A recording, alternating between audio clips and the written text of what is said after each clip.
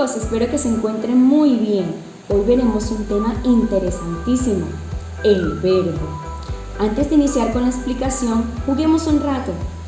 Les mostraré a continuación una serie de acciones y ustedes adivinarán cuáles son.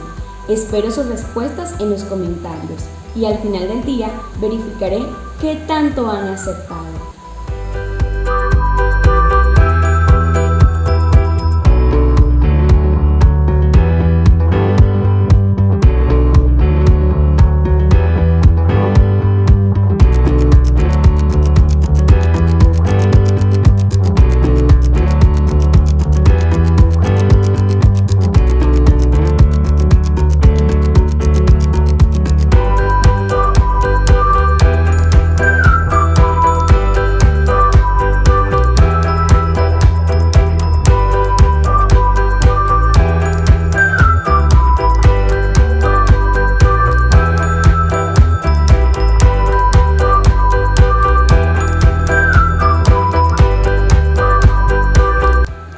El verbo es una clase de palabra cuyo significado indica la acción, el estado o proceso que realiza o sufre cualquier realidad mencionada en la oración. Es decir, que es la que nos indica qué hace el sujeto en una oración. También se le considera como el núcleo del predicado. Observemos el ejemplo. Pedro corre. Nos indica qué está haciendo Pedro. También podemos decir que está respirando, que suda y a su vez está entrenando. Tiempos verbales. Nos indican en qué momento se realizan las acciones y se clasifican en 3. Presente. Sitúa la acción en el momento en que se expresa. Por ejemplo, los niños juegan en el parque. Quiere decir que esa acción se está ejecutando ahora.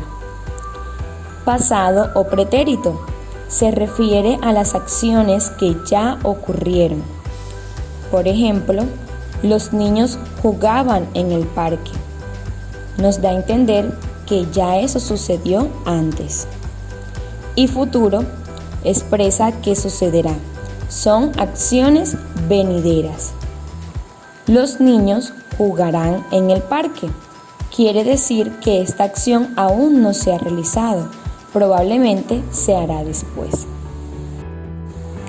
Observemos estos ejemplos y no olvides anotarlos en tu cuaderno.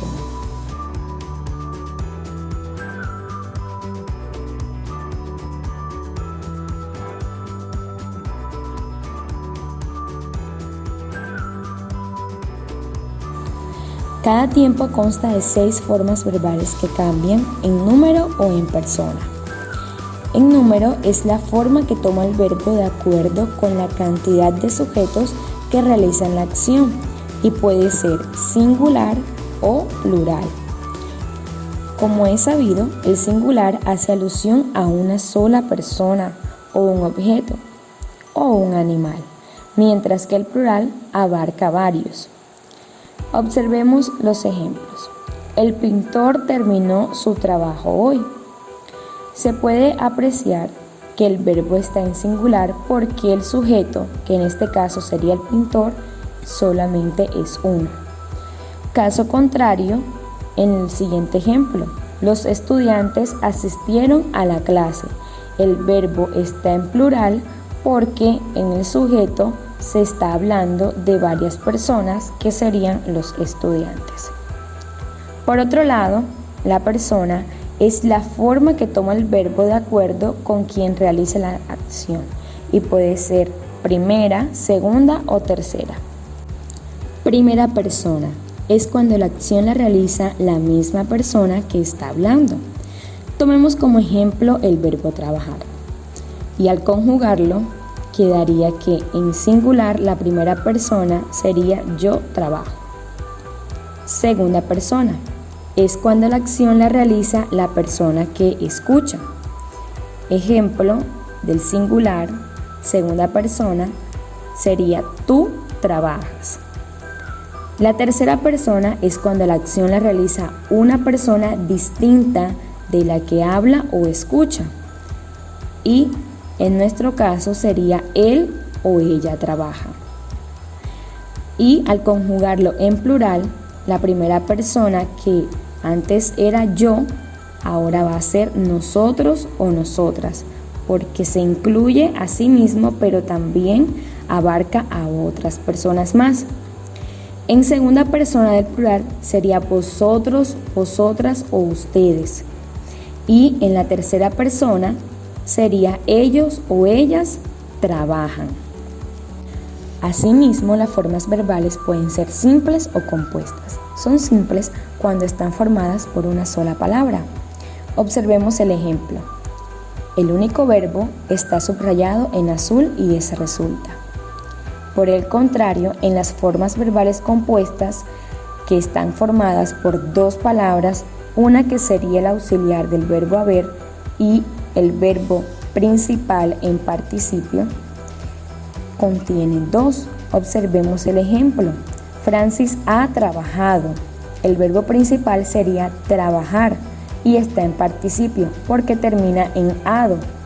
Y antes del verbo está la palabra a, que sería el equivalente a la conjugación del verbo haber como auxiliar porque está ayudando al verbo.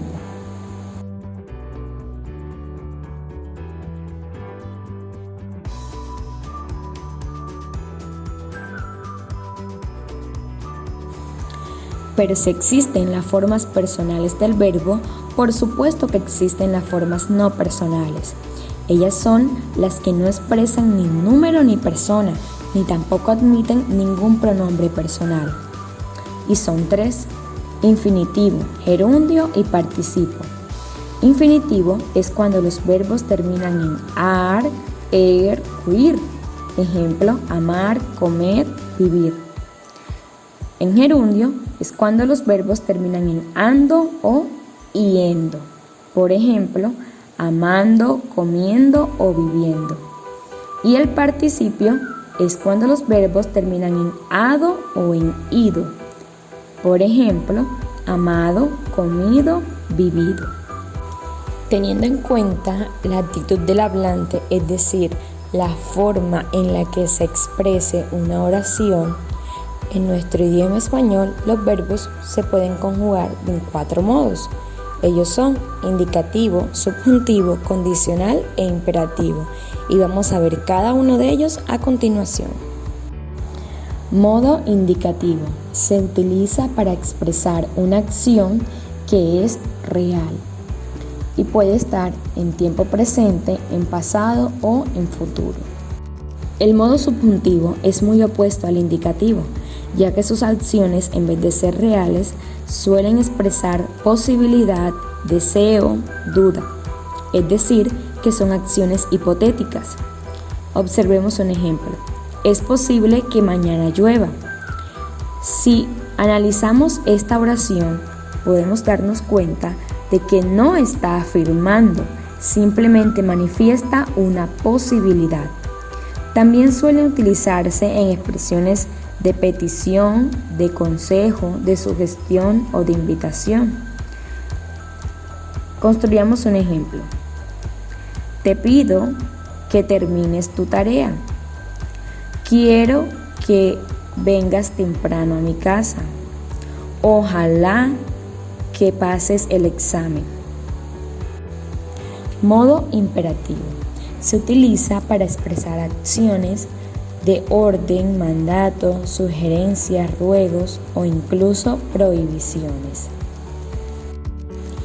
Y por último está el modo condicional, el cual expresa acciones de incertidumbres en oraciones condicionales, es decir, que debe existir una condición para que ese verbo pueda realizarse. Y algunos consideran que no es un modo sino un tiempo.